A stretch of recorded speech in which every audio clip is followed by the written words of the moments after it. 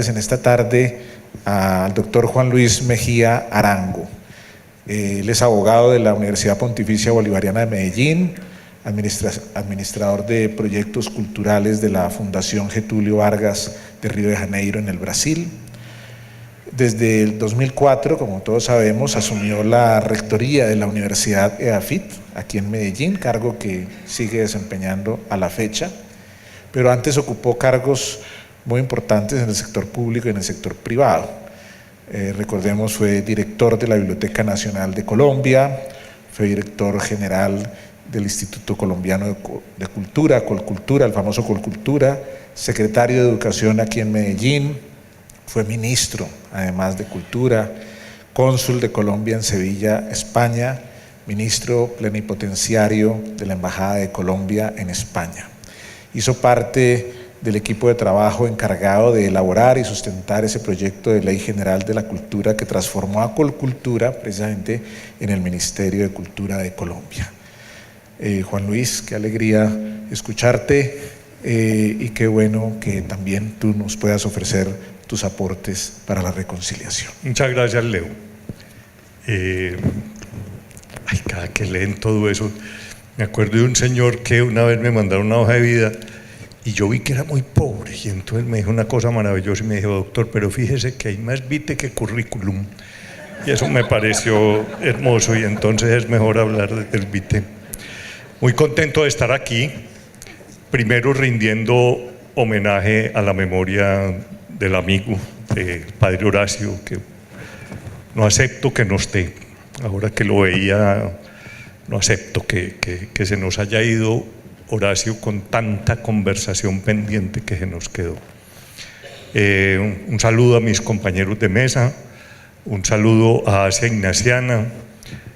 Les voy a confesar algo: yo estoy en una regresión. Aquí veo algunos psicólogos y pueden hacer el caso perfecto mío de regresión al estar en este auditorio. Me tocó la inauguración, la construcción y la inauguración de este auditorio cuando el padre Hernán Mejía padecía al hermano Aurelio. También le rindo un homenaje a su memoria, pero Ave María, si te hago trasnochos con el el hermano Aurelio. Un saludo al padre provincial. Estaba reflexionando ahora también, nunca me imaginé, y un saludo a los estudiantes que están allí. Cuando yo era estudiante nunca me imaginé que yo iba a ser más viejo que el provincial, y eso me tiene muy preocupado. Pero esa palabra provincial me gusta mucho porque siempre está asociada, porque cada que venía el provincial y nos filaban allí el día de San Ignacio, el otro día nos daban libre. Entonces espero que mañana tengamos libre. Un saludo a Mario, el rector, toda la suerte en tu nuevo. Voy a empezar el tema que nos han propuesto, retomando muchas ideas, unas de unas personas, otras voy a ir citando fuente. Voy a empezar retomando una intervención. La semana pasada estuvimos en un foro en el Parque Explora con el doctor Víctor Manuel Moncayo y con el doctor Eduardo Pizarro León Gómez, miembros de la Comisión de Memoria Histórica. Y Eduardo hacía una reflexión muy interesante, y es que estamos en un fin de ciclo. América Latina está viviendo el fin del ciclo de las luchas guerrilleras que se iniciaron en 1959 con el triunfo de la guerrilla de Fidel Castro en Cuba. Y ese modelo se replicó en toda América Latina. Creo que el único país donde no existieron grupos guerrilleros fue en Costa Rica, aunque ayer leyendo creo que hubo un intento, pero de todas maneras sirvió también de base en el conflicto con Nicaragua. Pero en toda América Latina hubo lucha guerrillera, desde México hasta la Argentina. Estamos viviendo, lo que dice Eduardo, el fin de ese ciclo en América Latina. Cerrado el proceso con las FARC, quedarán 3 grupos guerrilleros o grupúsculos guerrilleros en América Latina. Un grupo en Paraguay muy pequeño, ya dividido, un grupúsculo que sobrevive de Sendero Luminoso en las selvas del Amazonas, queda latente el Ejército Zapatista en Chiapas y queda el ELN. Es decir, ayer intenté hacer, y eran más de 50 los grupos guerrilleros que existieron en América Latina, en este proceso se han ido suprimiendo. Y una cosa muy interesante que decía Eduardo acaba de llegar de un encuentro sobre la paz en Europa, venía de París, y una de las conclusiones de ese encuentro, que la hacía el relator, un sociólogo muy eminente francés, decía: América Latina será el continente de la paz en el siglo XXI, porque América Latina va a ser el único continente que va a estar exento de las guerras religiosas y de las guerras étnicas, que son las guerras del siglo XXI. De manera que nosotros estamos viviendo en un continente al borde de una oportunidad. Entonces, me voy a referir un poco ahora a eso. Estamos viviendo un proceso, ¿cómo terminan los conflictos? Los conflictos terminan de distintas maneras. Uno, por una victoria militar de uno de los combatientes frente al otro. Por lo general, en Colombia, las guerras civiles terminaron con la victoria de uno sobre el otro y la imposición de las normas del uno sobre el otro. Incluso hay unos que dicen que ahí está un germen del conflicto. Pueden terminar por la intervención de un tercero, de una fuerza militar que interviene, una fuerza internacional interviene y termina el conflicto. Puede terminar por inanición o simplemente porque el conflicto en Chiapas ha terminado de una manera muy extraña. Uno no supo si hubo vencedores, vencidos, si eso se exterminó. No entiende uno muy bien qué pasó ahí. Y una cuarta forma es por un acuerdo de paz entre las partes en conflicto. Eso es lo que estamos viviendo con uno de los grupos insurgentes, que es el otro.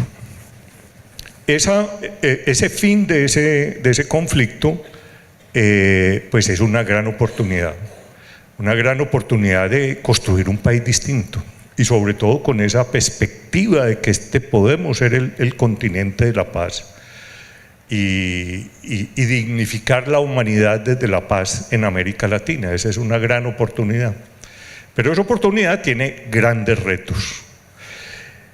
De todos los pelámenes estamos entrando en un proceso social de grandes retos.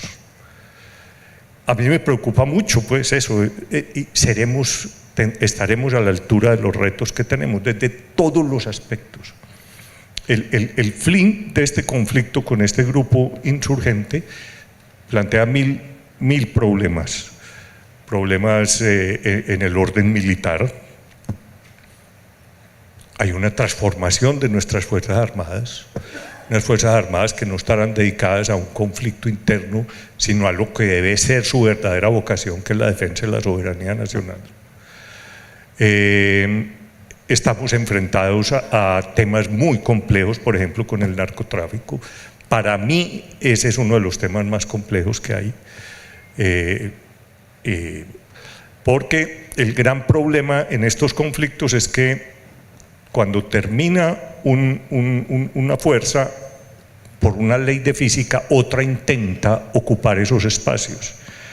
Y nosotros podemos estar al borde de un tema como el de Centroamérica, en donde hoy son mucho más las víctimas por un conflicto civil de las maras que las mismas víctimas que generó el conflicto armado en Salvador o en Guatemala. En fin, tenemos mil retos. El reto del campo. Este país olvidó el campo, tenemos que volver hacia él y esa es una gran oportunidad. Pero uno de los grandes retos es el tema que nos convoca esta tarde y es el tema de la reconciliación. Entonces llego al tema de la reconciliación. La reconciliación es un concepto que ha ingresado al lenguaje político recientemente. La reconciliación viene desde el ámbito moral o desde el mismo ámbito de la religión. Incluso es muy interesante etimológicamente, están muy parecidos. Religión, recordemos que religión es religare, es renovar el vínculo que hay entre el hombre y la divinidad. Y reconciliación es entonces reconciliar. Hay una definición, la simple, la del diccionario, que dice es volver a las amistades o atraer y acordar los ánimos divididos. Es decir, al hablar de reconciliación, pues es implícito que hay una división, que ha habido una ruptura. Y lo que se trata es de sanar esa ruptura en la reconciliación. Y como les decía, ese concepto que era antes del ámbito de la moral, reconciliarse uno consigo mismo, o del ámbito de la religión, reconciliarnos con Dios, con la divinidad, es hoy un concepto político muy complejo. Un concepto que implica muchas dimensiones en las que nos vamos a enfrentar actualmente y que son muy difíciles, pero que es un gran reto que tenemos. La reconciliación entonces implica varias dimensiones. Primera dimensión, y esta es difícil, Horacio siempre insistía en esa, y esa es el reconocer al otro. A mí me gusta mucho ese verbo reconocer, además porque en castellano es un palíndromo, es una de esas palabras que se leen lo mismo al derecho que al revés. Reconocer al otro. En Colombia, si uno lo ve en perspectiva, iniciamos la reconciliación cuando tanto el grupo insurgente FARC-EP reconoce al Estado como interlocutor y no como el enemigo, y cuando el Estado colombiano reconoce a FARC-EP como un grupo insurgente y se sientan en una mesa. A muchos no les gusta, dicen, claro, es que el Estado le dio reconocimiento de Estado al otro, etcétera.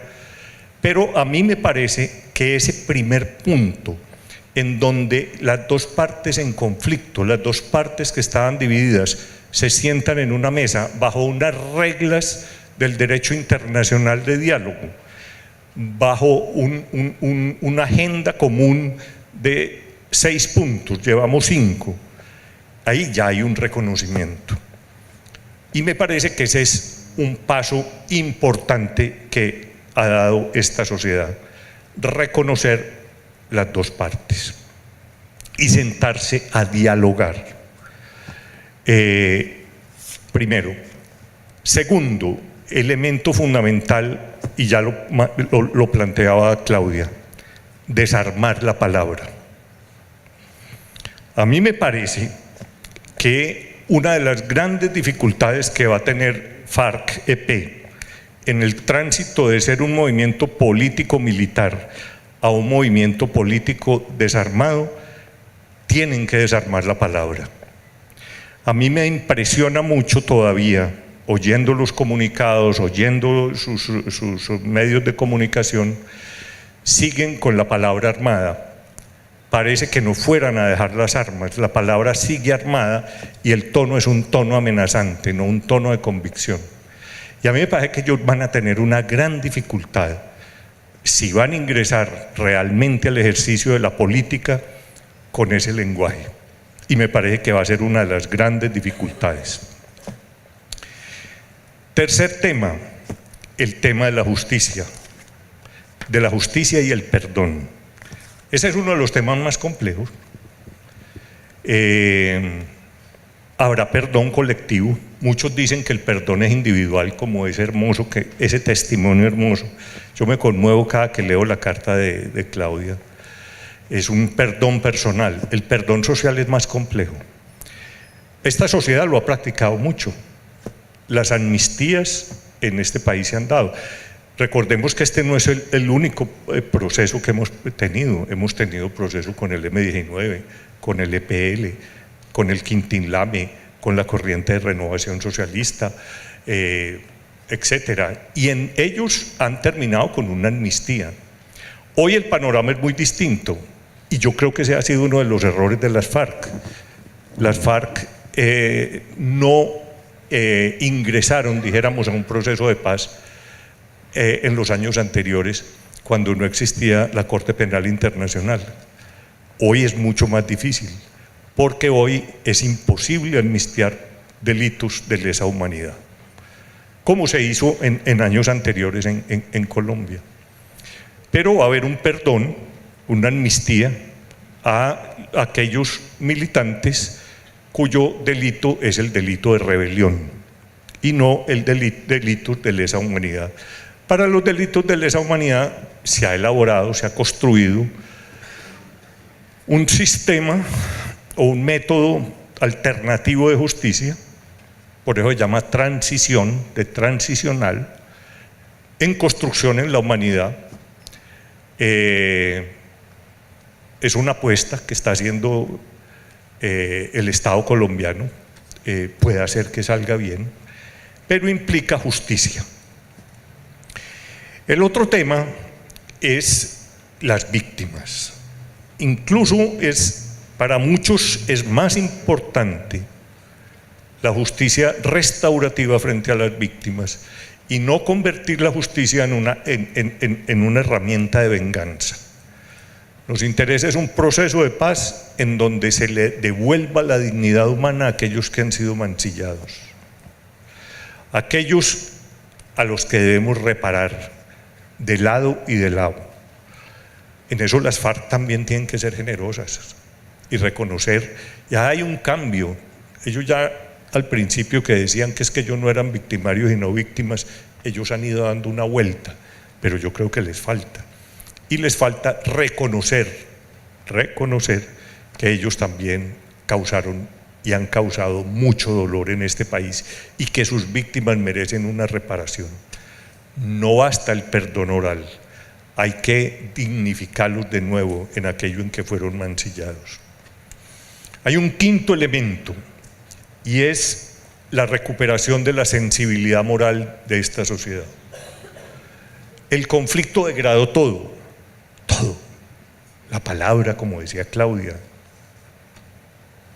las palabras adquirieron otro sentido. Una palabra tan hermosa en castellano como convivir en Colombia adquirió otra connotación. Es decir, nosotros y una de las cosas que degradó el conflicto fue la sensibilidad moral. A mí me impresiona mucho y me impresionaba mucho el espacio dedicado, por ejemplo, a las matanzas en los periódicos. Si no eran más de 10 muertos, no había un encabezamiento grande. En otros países el asesinato de una, de dos, de tres personas es una conmoción social.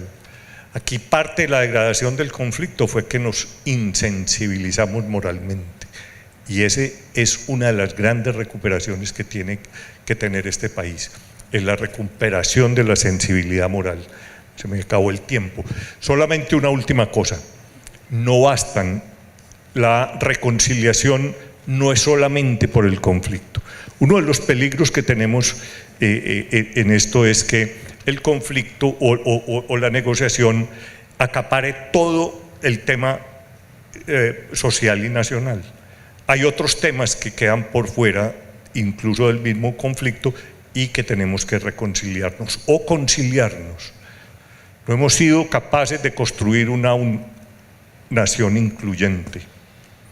Nosotros seguimos negriando en las invitaciones a las fiestas. Nosotros seguimos excluyendo, y la misma palabra negriar ya es, dijéramos, un símbolo de eso. Entonces tenemos no solamente que reconciliarnos, sino incluso antes de reconciliarnos, verdaderamente construir una nación íntegra. Y curiosamente voy a terminar como Claudia, citando al Papa Francisco.